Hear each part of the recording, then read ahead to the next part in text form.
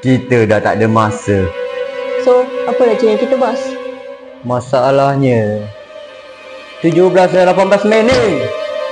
Serius lah, 17 dan 18 Mei ni aktiviti apa yang menarik dekat sana? Aku dah selidik banyak aktiviti yang akan ada kat sana nanti. Betul tu.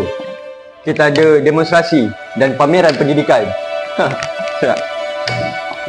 Jangan lupa kita ada politisi pawak. Jangan lupa kita ada persembahan live band. Ya.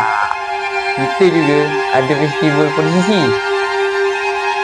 Pertandingan e-sport ada ke tak?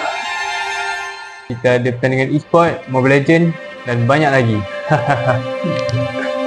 Maksudnya segala pameran pendidikan ada dalam satu tempat yang sama.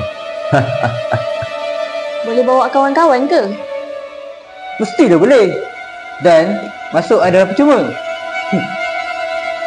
Ingat, jangan lepaskan peluang ini. Ingat, Di Dewan Merdeka, Pusat Konvensyen Manjung, 17 dan 18 Mei ini. Jom masuk you.